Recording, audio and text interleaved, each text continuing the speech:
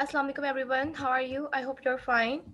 Today we will going to discuss about hitchhiking, and our topic is hitchhiking that occurs in two locus selection model. So what is hitchhiking? Hitchhiking is the process in which one allele may increase in the frequencies by being linked to a gene that is favorably selected.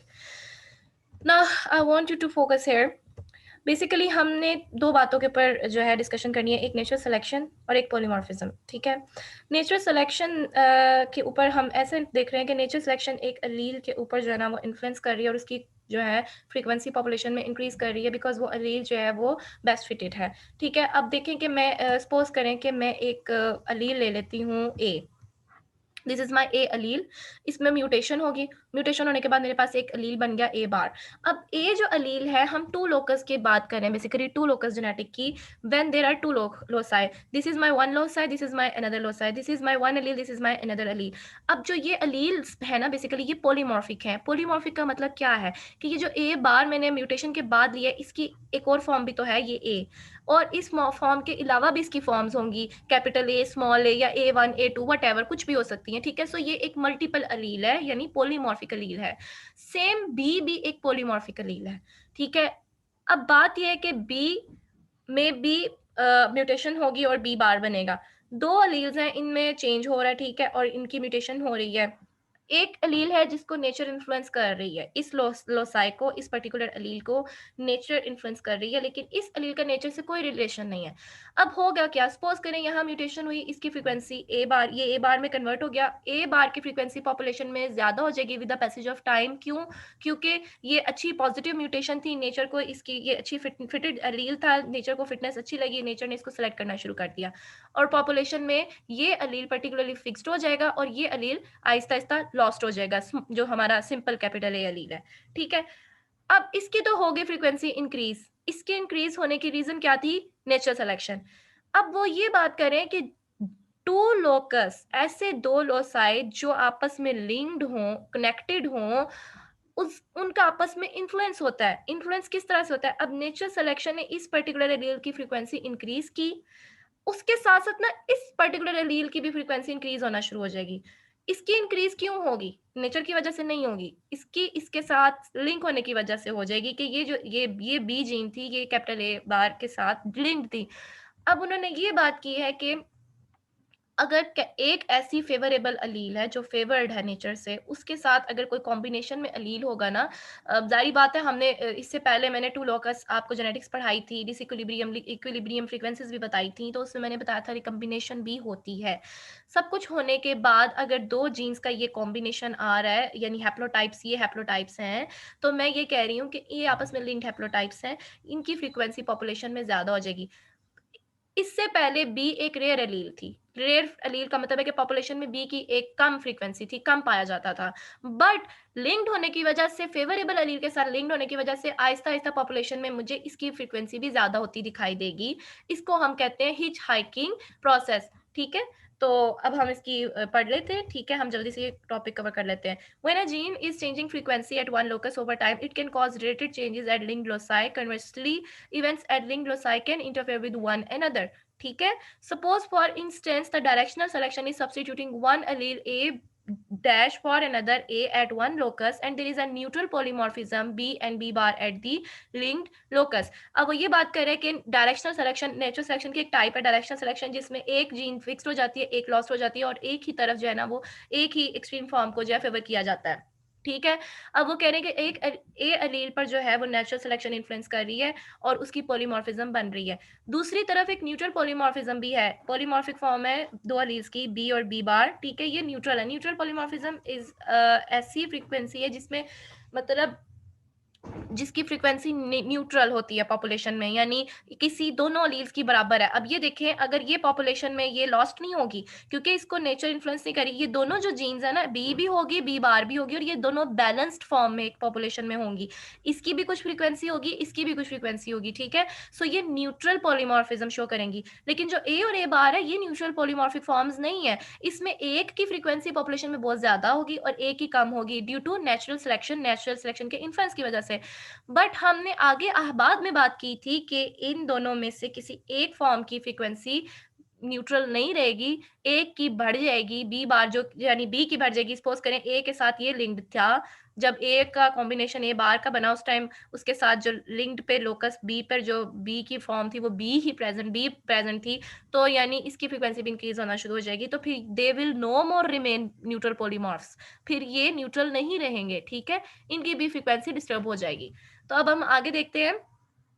And there is a neutral polymorphs B and B bar at linked locus, then whichever of B and B bar happened to be linked with A bar, जो भी इन दोनों में से linked के A के साथ linked आएगा, when it arose as a mutant will have the frequency increased, जो mutant की साथ आएगा उसकी भी frequency साथ साथ बढ़ना शुरू हो जाएगी। If the new mutant A bar happen to arise on a B bearing chromosome, अगर जो है वो A bar जो है उसका जो चांस बना है लोकस के साथ कॉम्बिनेशन बनाने का वो बी के साथ है, जिस उस क्रोमोसोम जिस पे बी जीन प्रेजेंट थी, तो B will eventually be fixed together with the selectively favoured allele A, तो बी वाली जीन भी जो है ना इवेंचुअली फिक्स्ड हो जाएगी। फिक्स्ड होने का मतलब ये कि फिर ये भी फिक्स्ड हो जाएगी, they will no more remain neutral, frequency इनकी नहीं रहेगी, ये फिक्स्ड हो जाएगी, ये लॉस्ट हो जाएगी आहिस्ता आहिस्ता, यानी ये वाली जीन, ठीक है। सो with the selectively favored allele A, unless recombination splits them before A has been eliminated.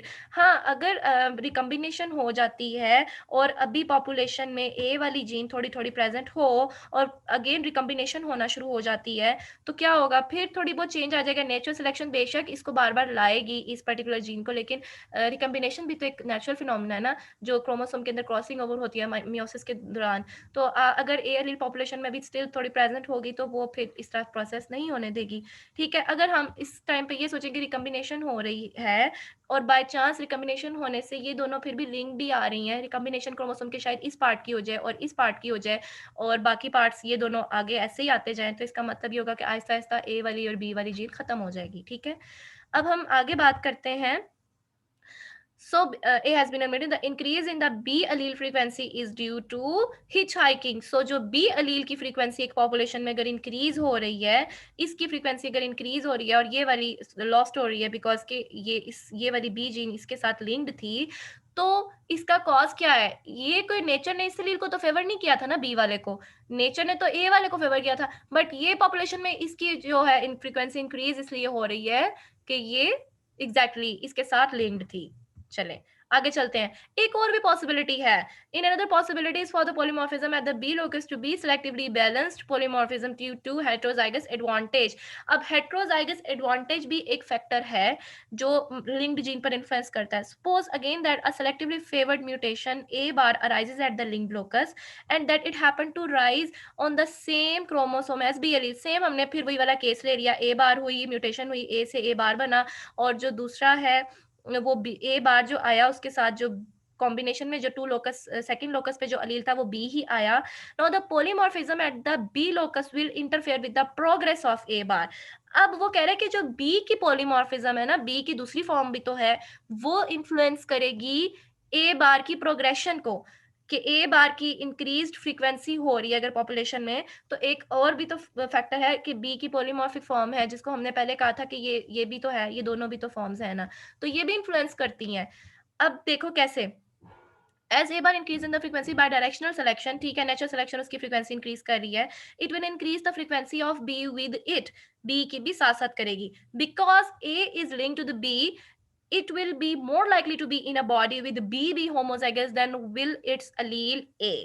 ठीक है, यानी कि ये जो ए बार है ना, that this is more likely to be favored with BB combination, homozygous combination, unless and less likely to be in a heterozygous combination. So heterozygous B and B, small b, capital B and small b has a higher fitness than capital B, and the selection against capital B individuals will also work against the A bar gene। अब वो ये बात कर रहे हैं कि अगर हम कोई ऐसा केस बनाते हैं कि जिसमें जो मेरा ये बी अलील है बी और बी दो अलील्स थे, ठीक है। अब इनके कॉम्बिनेशंस भी तो होंगे, बी की एक और फॉर्म भी तो है स्मॉल बी, ठीक है। अगर capital B small B combination मैं कहती हूँ हेट्रोजाइगस एडवांटेज ले रहा है, मतलब कि हेट्रोजाइगस कॉम्बिनेशन जो है ना उसको एडवांटेज है, वो फिटनेस के लिहाज से उस कॉम्बिनेशन को एडवांटेज है।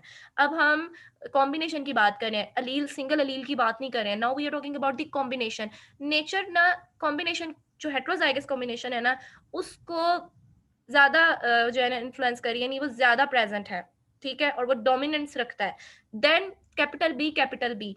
अब वो ये बात करें कि अगर ये जो ए अलील ये जो जीन है अगर बी के साथ लिंक्ड है, यानी सिंपल बी के साथ लिंक्ड है, म्यूटेंट के साथ नहीं, तो क्या होगा कि किस तरह से लिंक्ड है। अगर ये ए बार इस तरह से इसके साथ लिंक्ड है तो इसके कॉम्बिनेशन में जो इसके कॉम्बिनेशन में बनेगा ना दूसरा, वो स्मॉल बी नहीं होगा, कैपिटल बी ही हो। यानी ये दो इसके साथ आ रहा है तो अगला भी तो जो दूसरा क्रोमोसोम होगा उसमें भी यहाँ पे बी के साथ ही आएगी।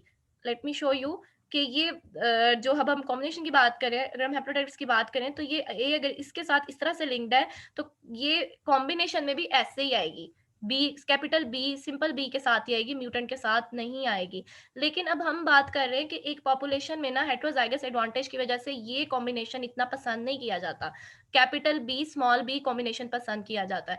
अब क्या होगा, अब इसको even though this is the fact that nature इस अलील को सपोर्ट कर रही है, इस म्यूटेशन को, और यही कॉम्बिनेशन में ज्यादा होता जा रहा है। लेकिन एक तरफ ये भी तो देखना है इस अलील के साथ साथ तो यहाँ पे जो हेट्रोजाइगस, आपको पता है हेट्रोजाइगस एडवांटेज हमने पीछे पढ़ चुके हैं, ये इस पर्टिकुलर जो कॉम्बिनेशन है ना इसको हेट्रोजाइगस एडवांटेज है, ठीक है, पॉपुलेशन में तो ये ज्यादा प्रेजेंट होगा।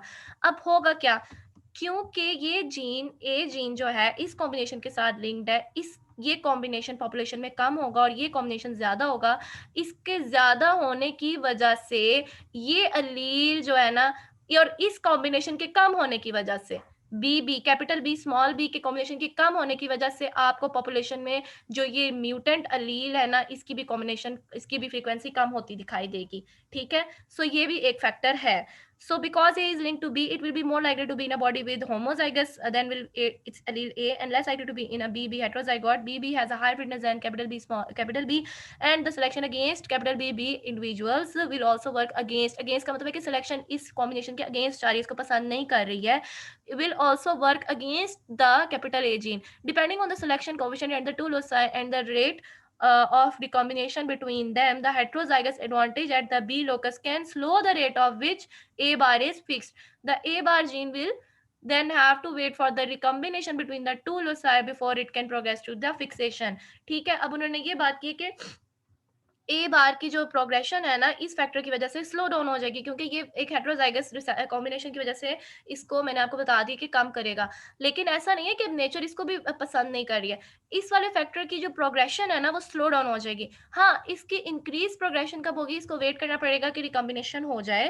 कुछ ऐसा हो जाए कि अगर यहाँ पे स्मॉल बी जीन थी, सपोज कर रहे हैं यहाँ पे स्मॉल बी जीन थी, कुछ रिकॉम्बिनेशन होने की वजह से अगर इन दो पार्ट्स की रिकॉम्बिनेशन होती है और रिकॉम्बिनेशन के बाद अगेन ये बी बी वाला ये वाला कॉम्बिनेशन बन जाता है कैपिटल बी स्मॉल बी, तो फिर इसकी प्रोग्रेशन बहुत ज्यादा तेज हो जाएगी, यानी ए बार की frequency in the population will going to get progression.